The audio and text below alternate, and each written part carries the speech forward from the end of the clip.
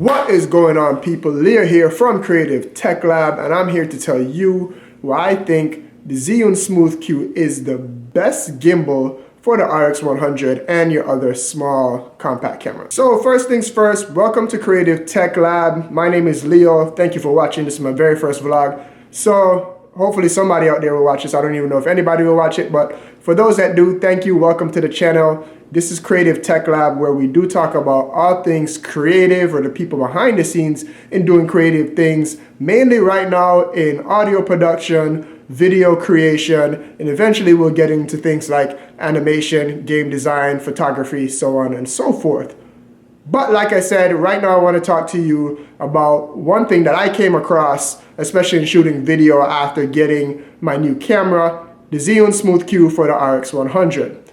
So those of you that are familiar with the Zhiyun Smooth Q, the first thing you might be saying is, this is built for a cell phone. How in the world could you be using it for an RX100? Well, let me tell you. So yes, the Zhiyun Smooth Q is built for a cell phone, but with a little bit of work, you could get it to work for the RX100. The key is to just add a little bit of extra weight, to take it apart and then add a little bit of extra weight to balance the camera. And once you do that, the motors tend to work fine. I have two main ways to do it. There is a third way. That third way requires somebody's makeshift solution. It works really well if all you're gonna do, but I have some additional things on the camera and I need it to be modular, so we'll talk about that in a second. So just a quick backdrop on how we even ended up here. Summer of July, whenever the RX100 VI came out, I got that camera after spending the budget of what the RX100 costs. I was a little price conscious in terms of spending a lot more money on a whole bunch of different accessories. Searching on YouTube and on Google, I came across a couple different solutions and a couple different people showing how to hack the Smooth Q to work for the RX100. Now this is a major key. So overall, obviously there's other gimbals out there in different price ranges that you could get to work for the RX100. But the main two reasons I think this is the best solution is the size and the price. It's super compact. It could fit in almost any bag in the case. And you could really get this done. The first way I'm gonna show you could be like for $102. The gimbal is $100. The weights and stuff that we're gonna use is only gonna run you a couple extra bucks. And then when I show you the full setup of what I'm gonna do, that might run you up to $150. So even at $150, it's still probably half the cost of what you'd be looking at for the next working out-the-box gimbal solution. And again, this thing here is modular, so you could do a lot of different things to it if you want that kind of flexibility. Sorry, I got interrupted there a little bit. But anyway, this is the gimbal. Again, this is the size. There are very few things that actually match up to this from a size perspective on the market. So of course there is like the Weebill Lab, Feiyutech G6 Plus would be the closest thing, and there's one more that I'm forgetting right now. I'll put it down here in the screen or something. But price-wise, those all come in at starting probably around $300. Again, with all the accessories that I'm going to show you to kit this thing out, you're probably still looking at around $150. So half the cost, to me, is worth a little try. And again, this packs down even into the case. Super, super small, super, super compact, and it fits into my bag. I don't even have a regular camera bag. So size and compactability is a really big deal for me. So the main thing right here that you need to do, this is the gimbal. This is what it looks like. Let me see if I could get some focus there. You'd think that you're just able to screw off this screw here, but you can't. But what you need to do is take this off here. So let's just go ahead and just do it right now real quick in frame in camera, so I don't have to shoot on the iPhone because that doesn't look very good. But once you strip off this adhesive here, let me take that off. You have to take off these two screws right here. You see those in frame? Yep. These two screws right here, let me go ahead and do that. I'm trying to make sure that this video is not too long, so I'll fast forward me unscrewing this so you guys could figure that out. We'll find those later. Once those are out though, if you just kind of push this forward, that pops out, and then it will reveal the culprit. So I've already taken it out, but right in here, there will be a retaining screw. Now, if you look online at some of the other solutions, some people just take off the 2 screws that I just showed you, rip it off, and then take off that screw. That screw is really, really stuck in there as a retaining screw. It is the bane of my existence. I actually had another video that had me close up taking everything off. It just made the video way too long, and I want to get to the other things that I want to show you. But the main way that you're going to want to do it, you're going to want to get like a smaller screwdriver like this, and then you're going to wedge it in there, and then you're going to kind of turn like this, and eventually it'll loosen up. And then once you're able to loosen it up, you can wedge these 2 things together and pull that way, and then eventually you get it loose enough to where this part will just screw off. And then you're left with the gimbal and the cell phone clamp. And then we'll get into, again, there's 2 main ways to balance it. Let's get into it. All right, once you have taken everything apart, you just need a couple other things to do to get this thing done. Once you have this done here and you have it exposed, as I said before, you're gonna need weights in order to get it done. The videos that I watched online, there are tons of videos. A lot of people use a lot of different things. I ended up settling on what most people did, which is just washers to get it done. And the reason why I use washers, again, is because it's modular and it's custom, and because I have some extra things on the camera like a lens mate filter, sometimes I have an ND filter on there so I can add more of these and take some off. That's what makes it the perfect solution. For me, some people actually just use like heavy nuts or something like that in order to get the balance on the back of the camera. So let's just show how that would work real quick. Also, another major key, when you're putting this back together, you want the Zhiyun logo on here. Let me see, can I get that in focus? But that little Zhiyun thing should be facing upwards. Once you figure that out in the right configuration, you're gonna stick your thing through here. So 2 things that you're managing is how much weight you have. You also have a limit on how much thickness you have, because you can't have it brush up against here. The gimbal won't work. All right, so like I said, you need your weights. These are your weights, your washers. I actually measured them out to 227 grams. And then you want to take the holder that we just spoke about and put it back into here. All right, so this, you want, again, this piece to line up to be this way. And then that's the bottom, so turn that around, put it there. And then you're gonna stick this into this. Pro tip, I can't find it right now, but because I don't have an M6 screw. And the reason why it's M6 screw, because the thread on the holder is metric, so it's M6.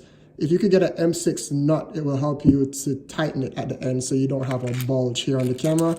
But that being said, you should also have a screen protector on your camera so you don't scratch up your nice, expensive camera. All right, once you have that in there, nice and tight, get the camera on. And another reason why I like this solution as well, even if you're doing it for this, is that if you ever balanced a gimbal before, there's a lot of different points that you have to manage on a regular gimbal. With this, because your weight is pretty set for the camera, the only thing you have to balance is this arm here. And then the rest of it just kind of works because you've already set your weight. So once you have your arm balanced, if you look here, the power button is just barely accessible, but it's enough for you to turn it on. Change angles there just a little bit so you could see that it's balanced. As you could see here. Another major pro tip for using the solution, and it's actually the reason I don't like this, you want to make sure and get your cable over here, because sometimes the camera can slip, and just in case it does, you don't want your camera to fall and crash. But once you have it pretty much balanced, I just lost balance there a little bit. Once you have it pretty much balanced, you could go ahead and turn it on, and even if it's out of balance like it is right there, there you go. Your gimbal is working, and you can move it up, down, and yeah. All right, have it back together. Here's the iPhone. I hate when people do this thing right here to show you that the gimbal works, because nobody ever used a gimbal like that. But you could see, I could put it into flashlight mode. I could do that. Here's what it looks like on the end. I might do a video on the different modes on how to use it, and then how you really use it. If you triple click, it turns it around. Again, you can't see much of the screen. I'll show you how much of the screen you could see. And this eventually worked really well. But as I said, when I originally did this, I got the camera for a trip up in Italy. That video is also coming soon as well. But I used it once or twice. I'll B-roll the one really good shot that I got from it. And then the camera slipped off once or twice, and it just made me a little bit too nervous. I think that was mainly user error and just not knowing how to use a gimbal well, but it still rubbed me the wrong way, and I just felt like I needed to find a different way, a better way to secure the camera onto the gimbal. So let's show you that. So after watching a few more videos, this was the secret and the best solution. This little thing right here. I should have looked it up before I did this, but I don't remember his name. I'll definitely link to his video down below, and in his video, and also his link. He made a CAD file to allow you to 3D print a mount to put on to the camera. So now you'd mount this, use the washers to do on here, and then you could use a 1/4" screw to secure the camera, and then it becomes really secure. Let me show you how that goes together right now. The process though is still pretty similar of how you put together, how you put it back together. You would put the holder in first, so it's a little bit different. The holder in first, and then the weights on the back. I actually like this a lot better as well too, because if I do need to adjust, as I mentioned before, I do have an ND filter. So as it gets darker at nighttime, if I'm using the gimbal, if I need to pull that off, it's really easy for me to get here in the back rather than pulling the entire thing off to take off the washers to redistribute the weight. Just left the camera in this angle just because it was easier, and I'm just really trying to get this video done. So anyway, washers onto here like so. And remember I said these are 1/4", so 1/4" nut onto here. And this I think is the best part because it becomes super secure. And like I said, when I was in Italy, mainly probably because I just didn't know how to use a gimbal. The other way worked, but I just, in my head, just didn't feel safe. Now I have a 1/4" screw screwed into the bottom of the holder. Looks pretty balanced there. Now let's check my weight again. Balance is off a little bit here. So I just move that out a little bit. Balance is back. And there we have it.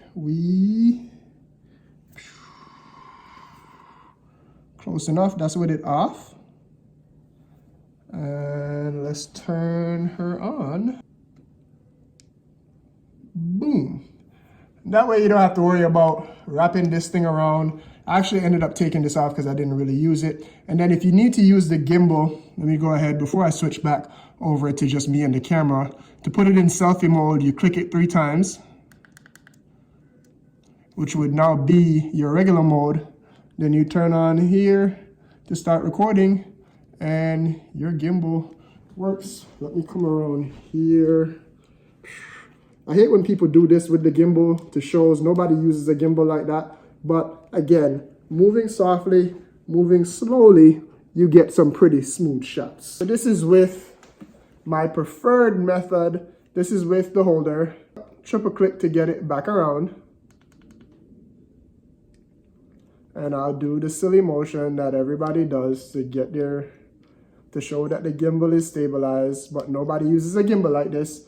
what I'll do instead is show you some footage at the end of the video. So yeah, but you could also see here that even though you can see a little bit more of the screen, it's not as much. So let's show you the fix to that. So the next major key, so the only other problem that I ran into, especially being a new shooter, even though we're going to be talking a lot about video creation here on the channel, video creation is one of my newer passions. Audio and production is more so where I am. Not being able to see the screen became a big enough problem. But if you got this little holder here, there's a 1/4 inch thread on the bottom of the Zhiyun Smooth Q. So you could attach other things to it. So you could screw that in here.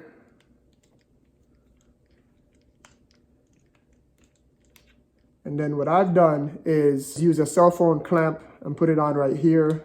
And then you could use the Sony Play Memories app to mirror most of the screen. The reason why I say most is that you don't see things like your exposure or whatever, but you can at least see what you're shooting and what's in frame. It also gives you another place to hold on to. And so this is what that looks like. Cell phone clamped onto here.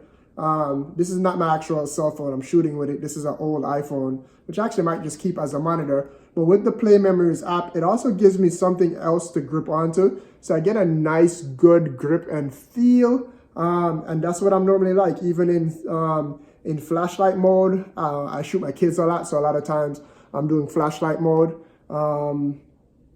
That's how I'm able, this is the best setup, I think. And again, this is still, even with the extra accessories on there, it's still pretty cheap. The gimbal itself is only $100. The 3D printed clamp is $18. This arm here, I think I found for $12 on Amazon. So that puts us at $130, and you could get these for like $6 to $8. So that's actually under $140 if you need to. Oh, I think what made it close to $150 is instead of using just hardware screws, I spent $7 on a pack of 1/4 inch camera screws that made it easier to screw this in and out. But that's the entire setup. A bunch of people, even some camera enthusiasts, have seen me with this out in the field getting shots, and I will link some videos at the end of some of the shots that I've gotten. One in particular, this is when I knew it was awesome, when I was following my kids in the aquarium and I was running, so I'm not doing the ninja walk, I'm running, and it gets it done. Hold on. And you can even see, even with the camera off, the balance is off, the Zhiyun Smooth Q is still doing a great job of holding the camera in place. And I haven't had any trouble with the motors getting hot or running out or anything like that. So the motors have been well. I've been running 2 different ones of these for about 6 months now, and I haven't had any issues with it. It's still my go-to gimbal, and it works really, really well. So that's it. So thank you for checking out the channel. Please go ahead and subscribe. The next videos up will actually still be around the RX100. Mainly particular, I already referenced how to get the ND filter onto there because that was a big thing missing from the 6. I'll also do a complete accessories because even on the Smooth Q, there's a couple more things that I throw on there in order to get a light at nighttime. So again, hit the subscribe button, hit the like button. Please subscribe, hit the notifications if you like, and look out for some new videos. Thank you for watching.